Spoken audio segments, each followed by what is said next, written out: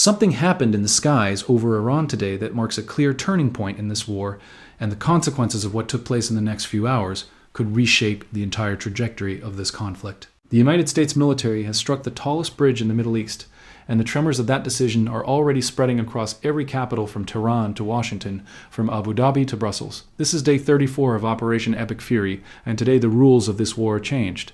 Here's what we know right now. Earlier today, American forces carried out 2 separate airstrikes on the B-1 highway bridge in Karaj, a city in northern Iran located just west of Tehran. The B-1 was not just any bridge. It was inaugurated earlier this year, described by Iranian officials as an engineering masterpiece, and it served as one of the most critical road links connecting Iran's capital to its western provinces. In 2 waves of attacks, separated by roughly an hour, the structure was brought down.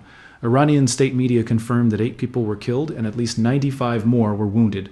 Emergency responders who arrived at the scene after the first strike were still working when the second wave hit. The attack also struck an adjacent industrial facility and triggered widespread power outages across the Al Boris region, though it remains unclear whether the blackouts were caused directly by the bridge strikes or by separate simultaneous operations in the area. President Donald Trump responded immediately on Truth Social, sharing footage of the collapse and posting a message that framed the destruction not as a regrettable military necessity, but as a warning, and declared that far more would follow and demanded that Iran's leadership agree to terms before nothing of the country remains.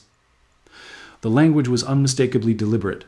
The night before, in a prime-time national address, Trump had told the American public that U.S. forces were on track to complete military objectives within weeks, and he threatened to strike Iranian energy infrastructure and push the country backward by decades of Iranian energy infrastructure. Trump's Wednesday night speech was the setup. Thursday's bridge strike was the demonstration.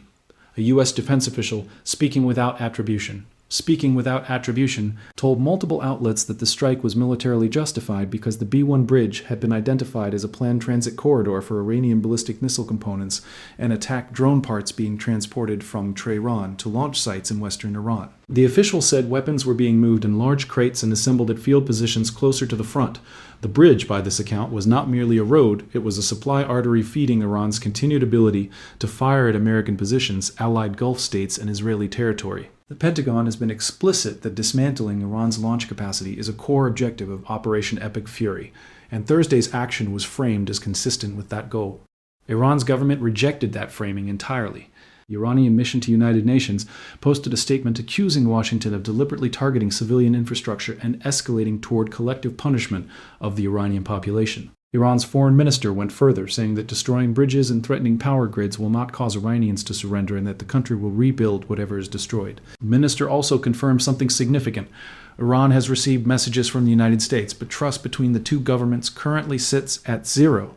That phrase, trust at 0, carried enormous weight because it signals that even the back-channel communications that have been quietly occurring are not translating into any movement toward a ceasefire.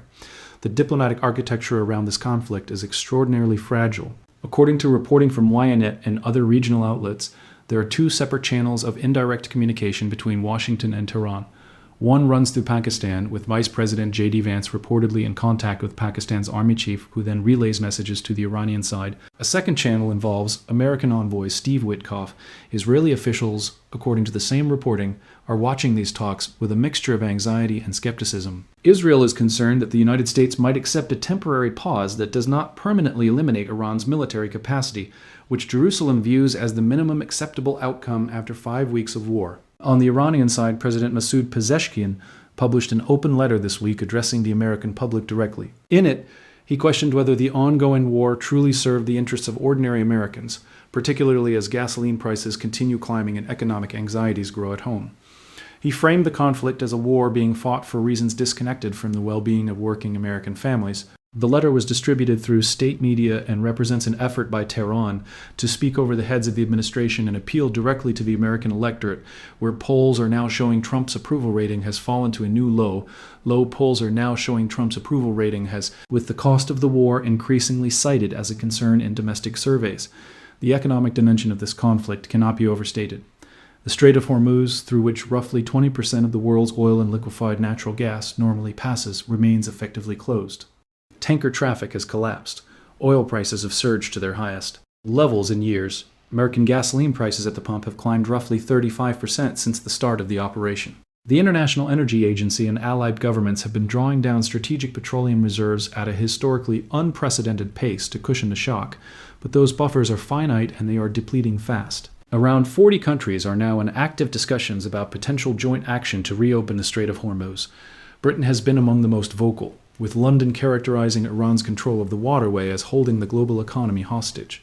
Australia has confirmed its participation in those talks, with Foreign Minister Penny Wong saying publicly that Iran is deliberately weaponizing the strait and inflicting disproportionate economic pain on the world's most vulnerable populations.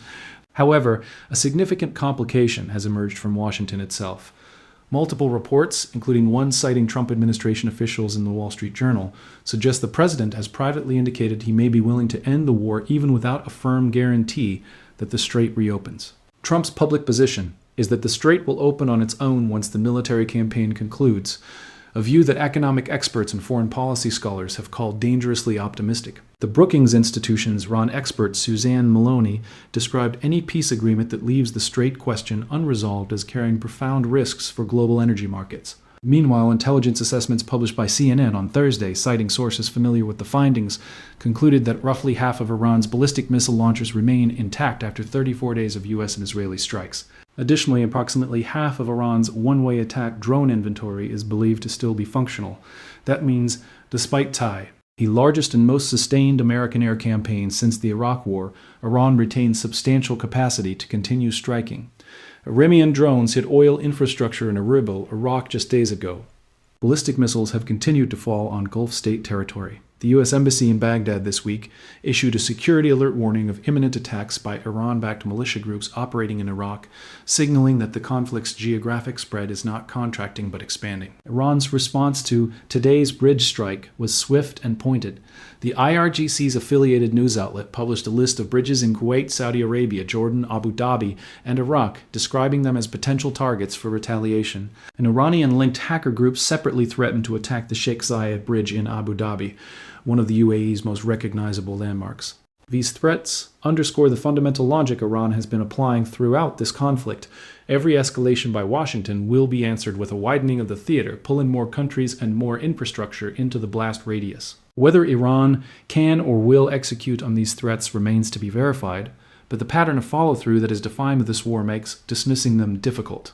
The UN Security Council is scheduled to vote Friday on a proposal from Bahrain that would authorize member states to use all available defensive means to protect commercial shipping through the Strait of Hormuz. The vote's outcome is uncertain, but the very fact that Bahrain has brought this to the Security Council reflects just how far the spillover from a U.S.-Iran conflict has penetrated into the legal and diplomatic architecture of the international order.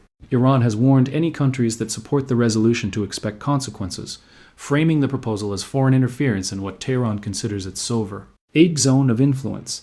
On the domestic American front, the military dimension of the war is also producing political turbulence. Defense Secretary Pete Hegseth removed the Army's Chief of Staff, General Randy George, on Thursday, asking him to step down immediately. CBS News reported that Hegseth wanted someone in the role who would implement his vision for the Army's direction. The move comes at a sensitive moment, with the military actively engaged in combat operations and with reports that additional ground troops, potentially as many as 10,000 more, are being considered for deployment to the region. Several hundred Special Operations forces are already on the ground. U.S. Central Command has confirmed that as of day 30, at least 13 American service members had been killed and more than 300 wounded. Those numbers have almost certainly grown since then. The legal questions swirling around this conflict are also intensifying. Multiple international legal scholars have flagged Trump's public threats to destroy Iranian power plants and drive the country back to pre-modern conditions as potentially incompatible with the laws of armed conflict, which prohibit deliberate attacks on infrastructure essential to civilian survival. A White House reporter raised this question directly at a briefing, and Press Secretary Caroline Leavitt pushed back firmly. But the question is not going away. The attack on the B-1 bridge, which occurred on Nature Day, a major Iranian public holiday when civilians were out in large numbers, resulted in confirmed civilian casualties and is already being cited by human rights organizations as evidence of eroding targeting standards. What makes today's bridge strike genuinely different from the previous 5 weeks of strikes is the threshold it crosses.